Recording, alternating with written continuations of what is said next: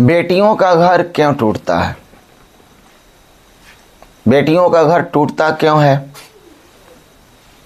बेटी विवाह करके अपने ससुराल गई और माँ से कनेक्ट ज़्यादा रहती है।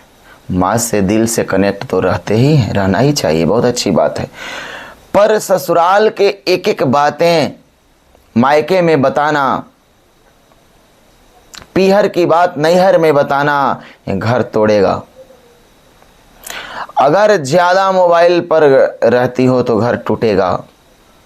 पति के अनुपस्थिति में मोबाइल चलाती हो और पति के आने पर मोबाइल बंद, तो परिवार टूटेगा।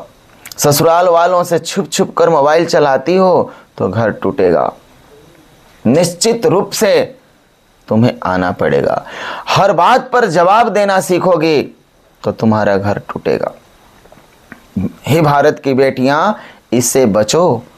बड़ों को बात बात पर जवाब मत दो, छिप कर मोबाइल मत चलाओ और अपने आचरण को उत्तम रखो। खुले किताब की तरह तुम हमारी बेटियां, बच्चियां, बहनें मान सम्मान हो। हम भारतवासी सिर उठाकर चलें, तब जब तुम्हारा आचरण उत्तम सर्वोत्तम रहेगा। नहीं तो जी भी नहीं पाएंगे और मर भी नहीं पाएंगे। एक बेटी जब अच्छा करती है ना, तो ससुराल का नाम रोशन होता है, उसके पिता के घर का नाम उजागर होता है, उसके नाना का कुल धन्य हो जाता है। बेटियों पर 3 कुल का जिम्मेवारी है।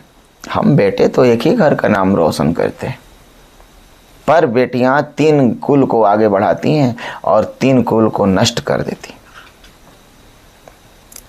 आप आचरण उत्तम, अध्ययन उत्तम, वाणी पर मधुरता, विनम्रता, और बेटियां सहनशील भी होती हैं, क्षमाशील भी होती हैं और अपने प्रेम से, व्यवहार से परिवार को जीत लेंगी। कहते हैं ना कि बाबा जी कोई जंत्र दीजिए, जंत्र मंत्र छू छा में कुछ रखा हुआ नहीं है, फूक फाक में कुछ रखा हुआ नहीं है। पति को बस में कर दें कि वशीकरण मंत्र बताइए, तो लो आज महामंत्र बताता हूं।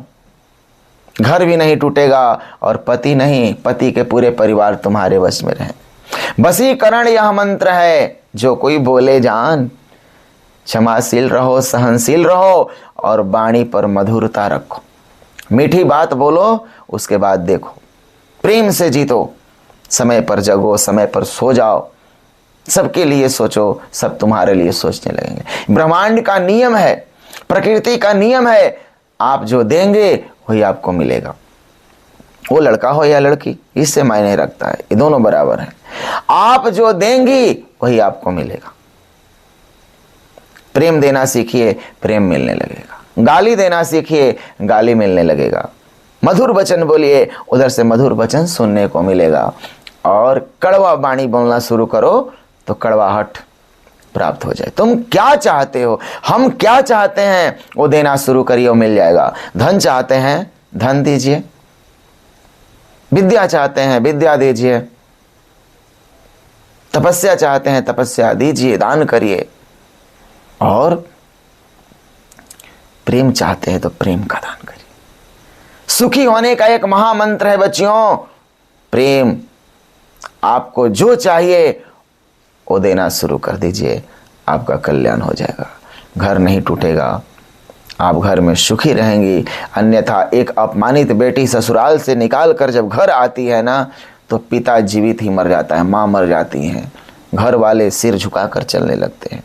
हे बेटियों, मेरा हाथ जोड़कर प्रार्थना है कि तुम अपना आचरण शुद्ध रह करके माता पिता, कुल, ससुराल और समाज का नाम रोशन करो। कुल को कलंकित मत करो और वाणी पर मधुरता रखो। जैसे तुम्हारा अपना मायका है ना, वहाँ एक माँ छोड़ कर गई हो तो वहाँ भी एक माँ है। जैसे माँ के बातों को बुरा नहीं मानती हो, वैसे सासू माँ के बातों को ही बुरा मत मानो।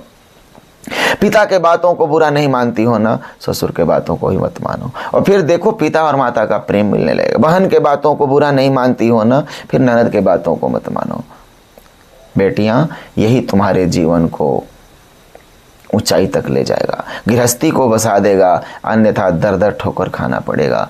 इससे बचो और खूब नाम जप करो। प्रारब्ध से अगर दुख मिल रहा हो ससुराल में तो वो भी नष्ट हो जाएगा। खूब प्रभु के नाम जप करो, खूब नाम जप करो, खूब राधे गोविंद राधे गोविंद राधे गोविंद, सीताराम सीताराम, नारायण नारायण नारायण, खूब जप करो, खूब जप करो। जप इतना करो, जप ही सार है, जप तेरे भाग्य को बदल देगा। क्या नहीं मिलेगा, जब से सब कुछ मिल जाता है। क्या सोचते हो, धन संपत्ति भक्ति मुक्ति सदगति प्रतिष्ठा, नाम जब से सब कुछ प्राप्त हो जाता है। जय श्री राधे कृष्णा श्रीमन नारायण।